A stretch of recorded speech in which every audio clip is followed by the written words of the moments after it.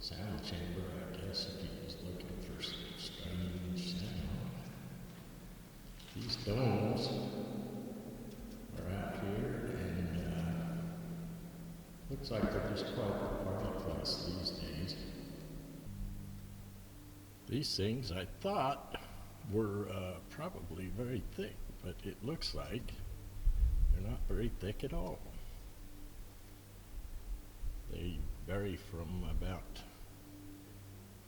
an inch to 2.5 inches thick. They're concrete sprayed over with foam. Looks like probably were done with shotcrete. Interesting place. Actually, it looks like somebody had a pretty good idea. It looks to me like the main problem was they needed some kind of steel reinforcement placed inside the shotcrete to keep it from cracking. And you can see, like in the edge of that doorway, that some of this stuff is 6 or 8 inches thick, because it looks like, especially around the doors, they concentrated more on thickness. Now you can see in this one, they actually have a bunch of porthole type windows in it.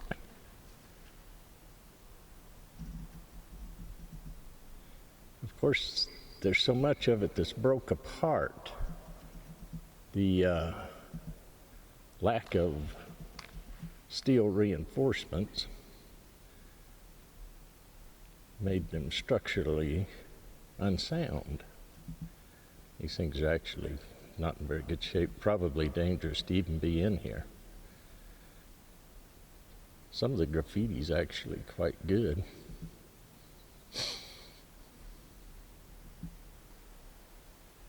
Well, these things seem to be about 150 feet long. And my friend Mark down there, he says that he thinks they were actually built for grain storage, which makes a lot of sense. You can see that the bottoms are actually fairly thick.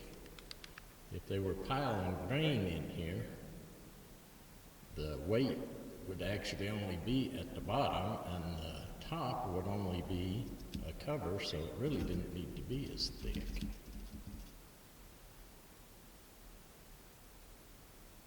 And then there's these troughs in the floor, which could have been used for some type of grain elevator or auger or something to suck things out of. I have no idea.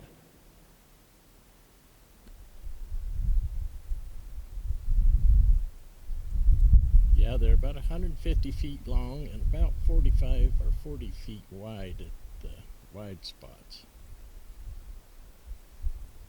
Mark standing there in the door kind of gives you a scale of size. Yeah, there's 2 holes in the ceiling for every dome.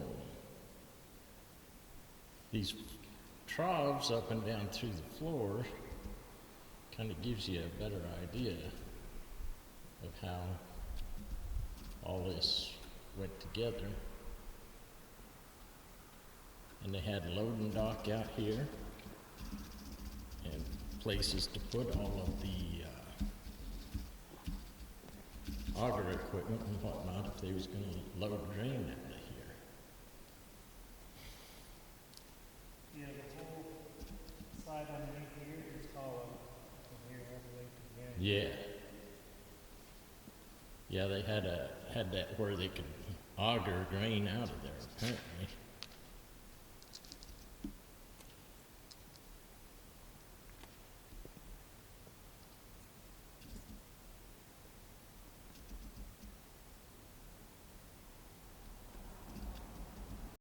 Or were they just not built?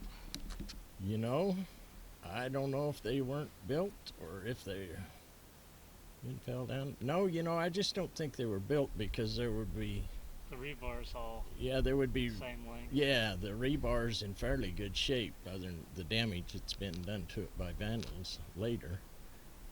And I don't see where the pads were poured for the concrete floors. Well, judging by those bushes that are growing, that's about 20 years of abandonment. Yeah, yeah. Now this one is shaped differently than the others, which makes you wonder two things. First, why is it different? And secondly, how in the world did they do that? These others look like they were poured over great big balloons or airbags. But that one looks like two bowls sitting on top of each other.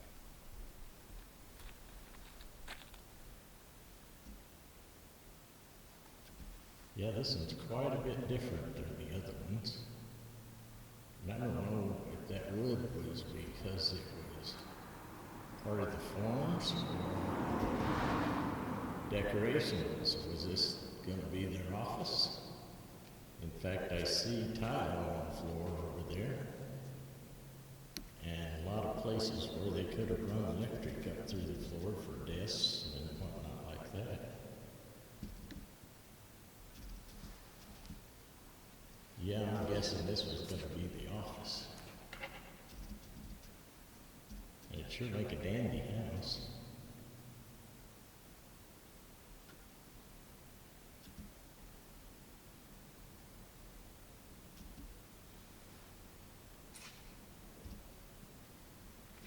These things are lined with metal, like air ducts for an air conditioning unit.